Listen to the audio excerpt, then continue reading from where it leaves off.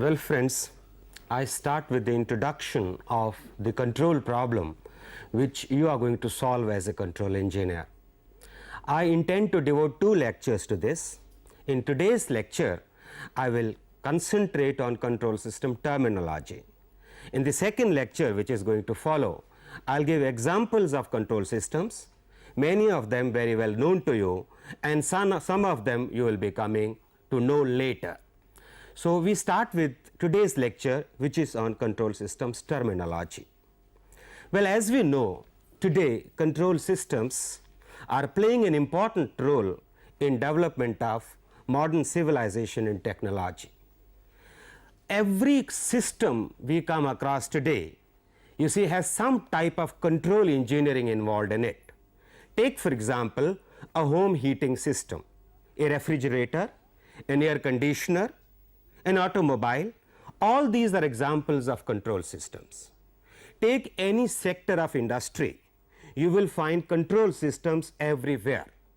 Say inventory control of manufactured products, automatic assembly line, machine tool control, well, the space technology and weapon systems, the robotics, the power plants, all are these the industrial sectors where you find control systems applications and the role control engineers have to play there. Well, feedback control theory principles have been effectively utilized in problems like inventory control, socio-economic systems as well. Our course is going to concentrate on the so called engineering system, wherein the physical system to be controlled obeys certain physical laws. The socio-economic and biological systems coming under the area of cybernetics we will not be able to handle in this course. Let me come to the basic terminology used in control systems. The system to be controlled is given different names, the most common being a process or a plant or the controlled system itself.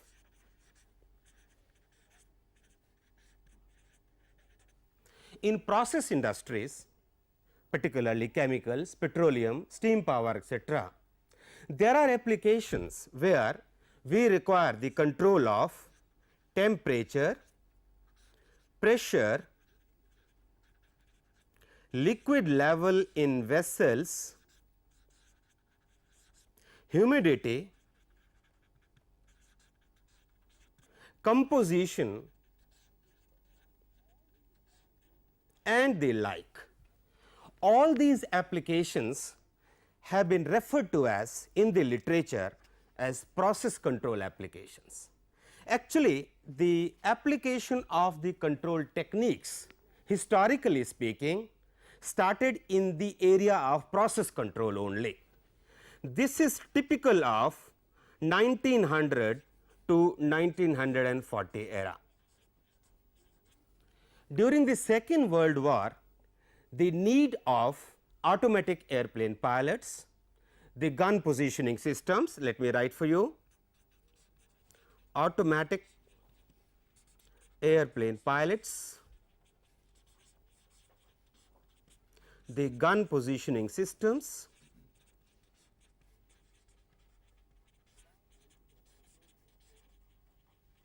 radar antenna control systems,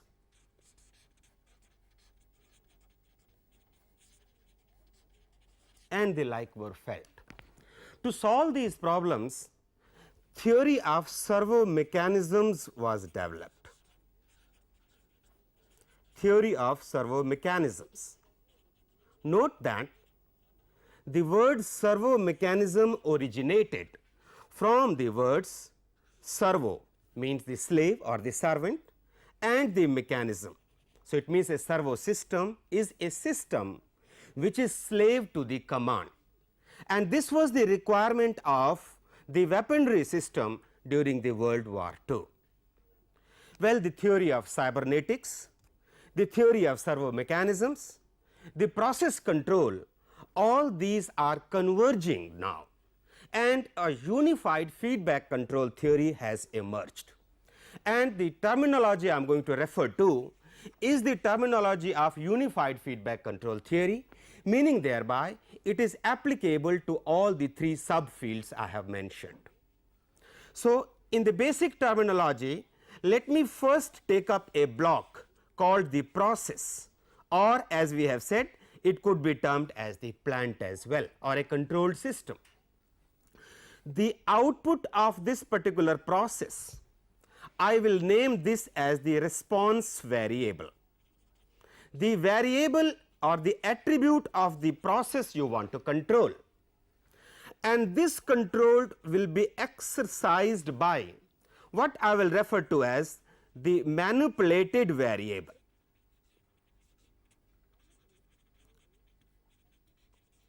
The manipulated variable is subject to control by the controller we are going to design, and the requirement of the control is that there is unavoidable and undesirable disturbance acting on the process. This point may be very carefully noted. The disturbance is uncalled for and it is beyond your control. The disturbance may be originated outside the process environment, or the disturbance may also be originated from within the process. For example, the parameters of the process are subject to change with time. You have designed a controller for specific set of parameters, but with time these parameters may change, and hence your controller will not be as effective as it was at the time of its design. So, this is a disturbance on the process originated from within. There are examples, I will give you many examples of systems, and the examples of types of disturbances acting on the system will also be given. However, this point may please be noted that this is a signal which is beyond your control, which is random in nature. The characteristics of this signal are unknown to you. The manipulated variable is the variable to which the process is going to react, and the reaction of this process to the manipulated variable is going to make the response variable follow your commands. So, it means naturally speaking the manipulated variable must be under the control of the controller. So, I can put a block over here. So, it means there is a controller here.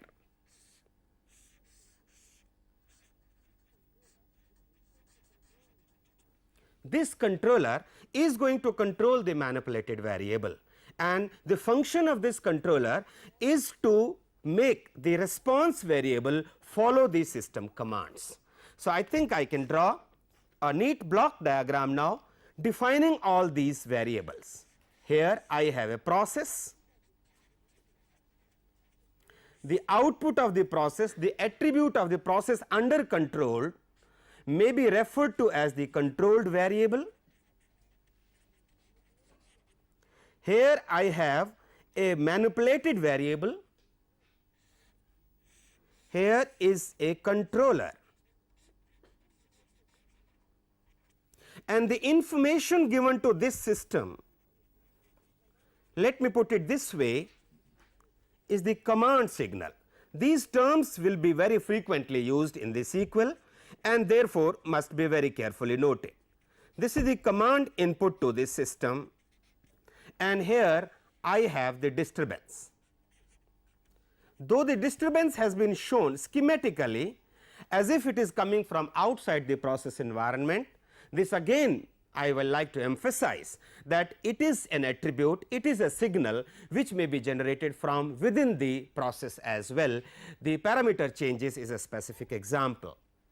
Now, in this particular case, the requirement of this particular system or the requirement of this controller is to force the controlled variable follow the command in spite of random unknown disturbances acting on the system. Now, let us take the schemes, the possible schemes which can achieve this objective. One of the possible schemes, the simplest possible I will say, is the following. Take the process here, or let me write the plant now. This is your controlled variable and here is your manipulated variable. Let us say that the controller directly gets the information about the command signal from the user.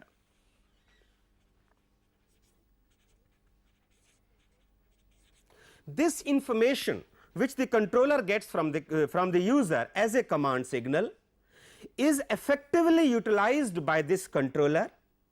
The controller acts upon this signal to generate a manipulated variable whose function is to force the controlled variable follow the command. So, in this particular case, the only information available to the controller is the command signal. Now, please note this point. What is the problem with this type of structure or with this type of scheme? Let us say that the plant information, this controller was intelligent about the plant information at certain point of time, and a controller was designed to realize the objective of the controlled variable following the command signal. But in due course, if the disturbance onto the plant changes because of the reaction of the environment or because of the changes within the plant, what will happen? Your controller is ignorant about those changes. It means the controller, which was designed earlier for a specific information about the disturbance, is no more effective in making the controlled variable follow the command. So, it means there will be an error between the controlled variable and the command signal because of the changes in the disturbance variable. And hence, this type of controlled structure, which in the literature is referred to as open loop control. This term is the standard term for this type of control structure, an open loop control. The open loop mean that the loop has not been closed to give you the information about the controlled variable. In the next slide, I am going to give the closed loop control, wherein you will see the controller is intelligent and it gets information about the current status of the controlled variable as well.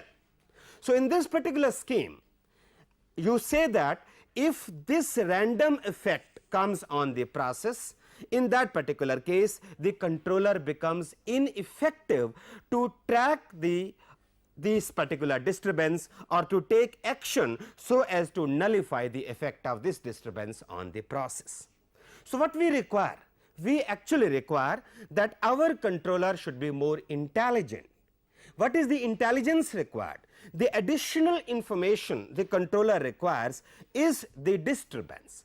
It should get the information about the disturbance also, so that it knows that in spite of that disturbance, the manipulated variable is to be manipulated, is to be controlled, so that this variable follows the command. Now, actually this is a random signal. Giving information to the controller about this signal is difficult. So, what is done in the process? Let this signal affect the plant. So, the effect of this particular signal on the plant will appear on the controlled variable. So, in that particular case, what I do?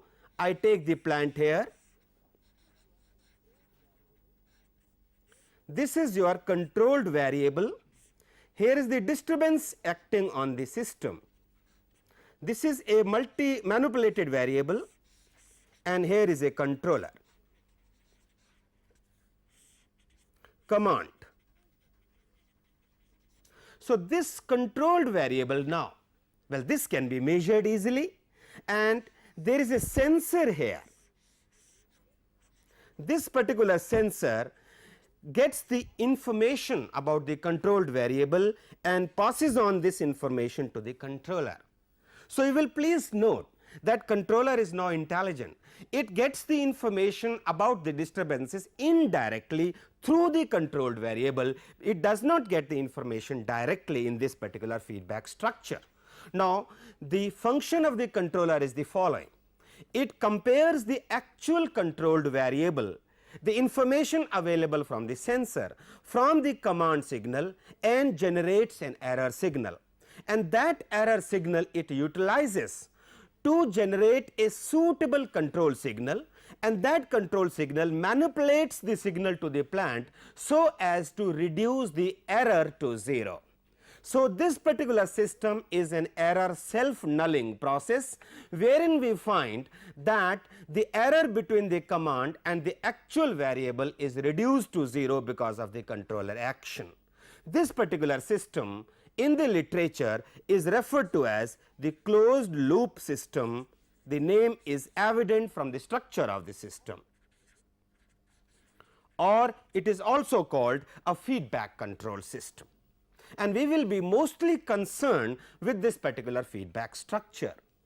Now, look at the problems we are going to face using this particular structure. You see that the major source of the problem in this particular structure is the sensor itself. Recall that in the earlier structure on open loop control, the sensor was not there. This is the additional hardware you have introduced in this particular structure because of the requirement of making the controller more intelligent. Now, this sensor, when this piece of hardware is introduced in this particular loop, it is going to introduce problems of noise. So, you see, in the process of measurement, it generates high frequency noise, and this high frequency noise also gets injected into the loop. So, the plant and the controller, in addition to getting the useful signal about the command signal and the controlled variable, gets this noise signal, which is a high frequency signal, and the plant will react to that signal as well, and your control may not be effective. This particular problem was not there in the open loop structure. However, suitable noise filter can be installed in the loop, so that this particular problem of noise can be taken care of. Okay?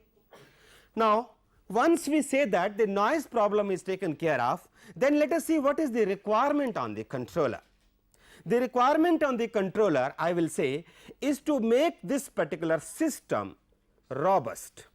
The word robust is used in the control literature to emphasize the need of control, so as to make it insensitive to disturbances and parameter variations. So, if in spite of disturbances in certain range and the variations in the parameter of the plant, the controlled variable is able to follow the command signal accurately, in that particular case we say that the system under control is a robust system. It is giving robust performance, and the requirement of the feedback structure, one of the primary requirement of the feedback system, is to make the control system a robust one. Now, you see that you will like this controlled variable to follow this particular command very accurately. That is, the error between the controlled variable and the command signal should be minimized, and in addition, the follow up of the controlled variable to the command signal should be as fast as possible.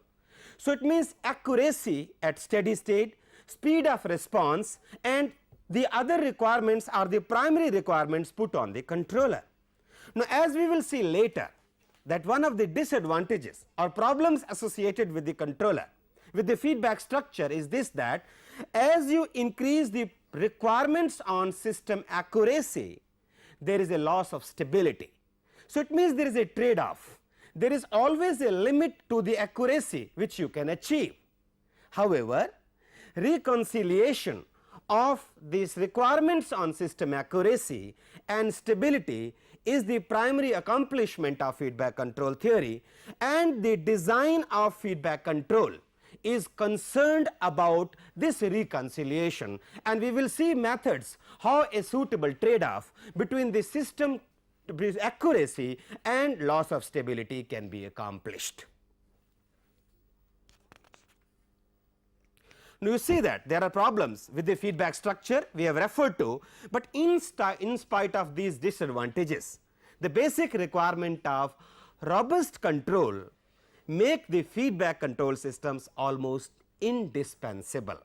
This point I will like to make it very clear, but for the requirement of robustness, but for the requirement of filtering the disturbance effects, feedback control structure would not have been required, because open loop control structure can meet the requirements of system accuracy very effectively. The problems of feedback control can be avoided But however, this structure, as I mentioned, is indispensable because of the requirement of filtering of disturbances and the effects of parameter variations. Now, let me come to the design aspects we are going to use. So, in this particular feedback control structure, let me come back to the same diagram. So, the design is that of the controller. Now, how to design this controller? There are various approaches which are possible, and some of the approaches I like to highlight, and I like to mention as to which is the specific approach we are going to follow in this particular course. One approach could be the experimental approach, so called the experimental approach. In this approach, what I do is I install a controller based on the experience, practical experience on the process of the plant. This particular controller which I install, there are certain parameters of this particular controller which I can then adjust online and see and get the parameters, so that the controlled variable is follow the command to an accuracy acceptable to the process engineer, acceptable to the user. This particular experimental design in the literature is referred to as the controller tuning. This is a method which is extensively used in process control applications, because the requirement there, one, the information about the process is not available so as to model it accurately.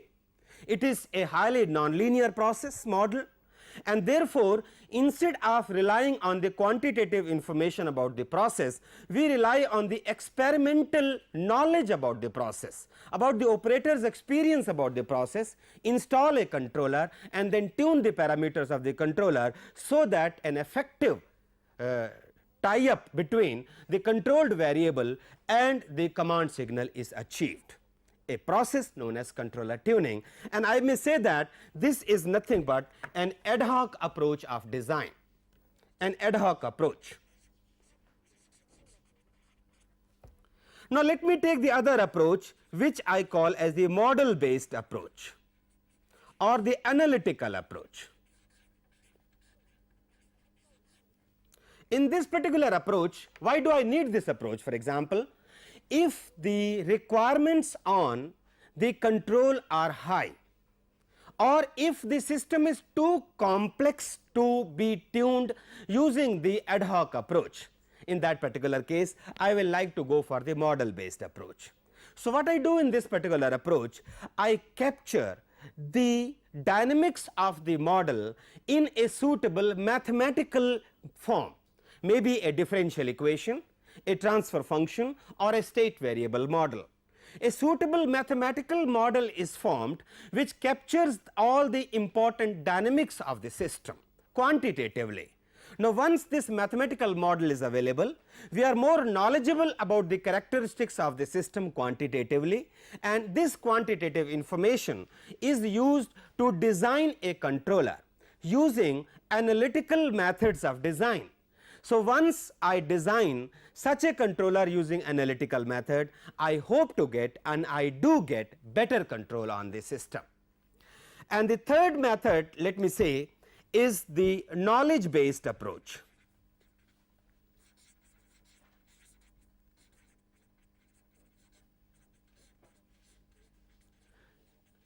Is under the stage of active development, particularly during the last decade.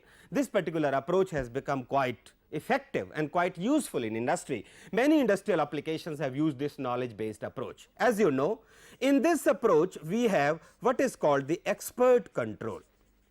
We place the expert, the operator, in the loop through certain qualitative guidelines, certain qualitative rules about the system. The fuzzy control, the neural networks are playing an important role in this particular field of knowledge based control, and in this course we are primarily concerned about the model based control. So, it means the approach will be for a physical system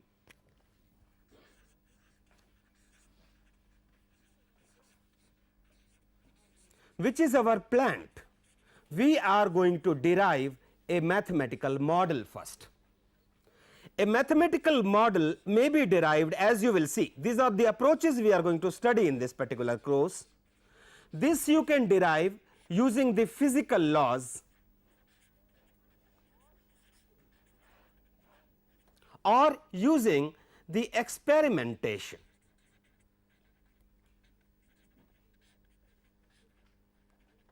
Using the physical laws of physics, we are able to capture the dynamics of the system in a set of differential equations, which can later be transformed into a convenient model like a transfer function or a state variable model.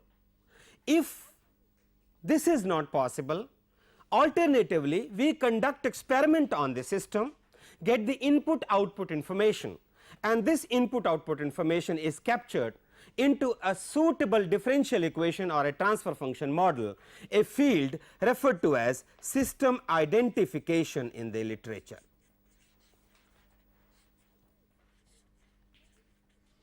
Again, let me mention, in this particular course we will be primarily concerned with the modeling using physical laws. The other field will be outside the scope of this particular course, though it is quite important from the point of view of practical applications of control theory. Now, coming to the model based control algorithms, I will like to mention that during the 1940-1960 era, during this particular period, the frequency domain design methods were developed.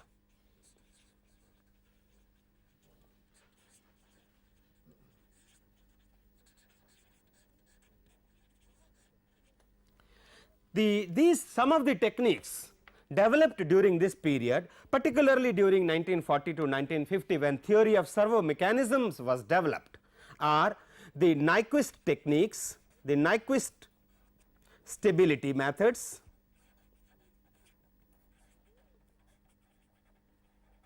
the Bode plots, the root locus plots,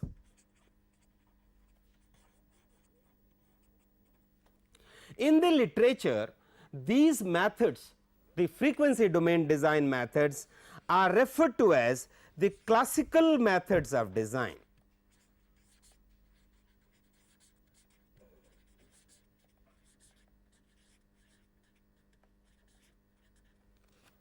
Well, if these methods are classical, well, there should be some methods which are so called modern. Well, the requirements of space vehicle control, well, the launching, the maneuvering, the tracking, this led to a theory which is based on state space techniques. So, let me mention over here that state space methods of design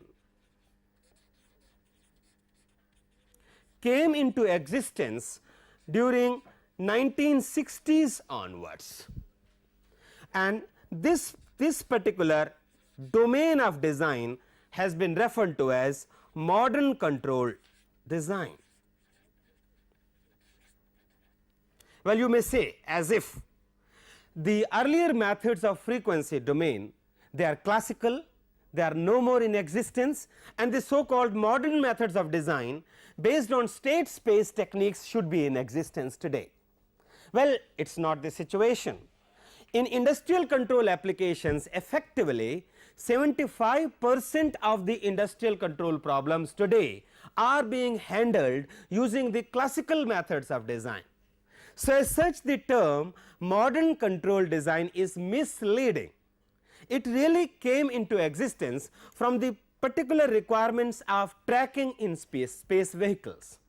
So, in the industrial control, it is still the classical method of design are still in existence and are being extensively used.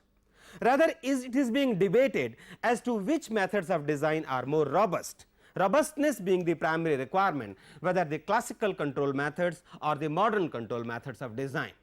So, I think let us give up this terminology of the classical control and the modern control methods. For this particular course, I will like to concentrate on, or rather this course will concentrate on the frequency domain methods of design all through. The state variable methods will be introduced in this course, not from the point of view of the design, but from the point of view of system simulation.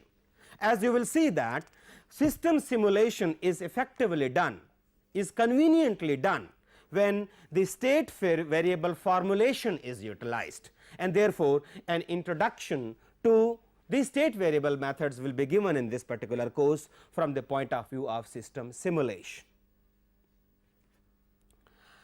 Now, with this terminology, I think we can go now to the control system basic structure, and to define the control system basic structure, I will like to give you the examples of control systems which we see in our day to day usage, or which you are going to design later when you go to industry.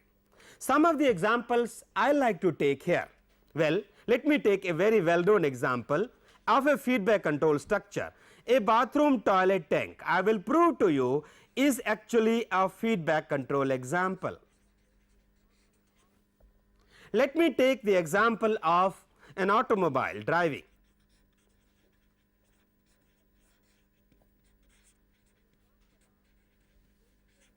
An example of residential heating.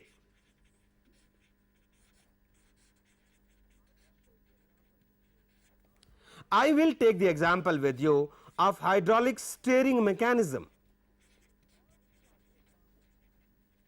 All these are the examples which are very well known to you, but we will put them into the control system structure.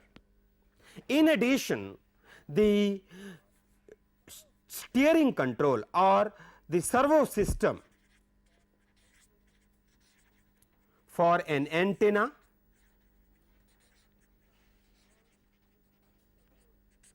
and a speed control system will also be given as an example here. Through this example, the variety of control variables will also be illustrated, and in addition, I will give a basic control structure in which you find that all these systems will properly fit in, and I intend to take up these examples in the next lecture. Thank you.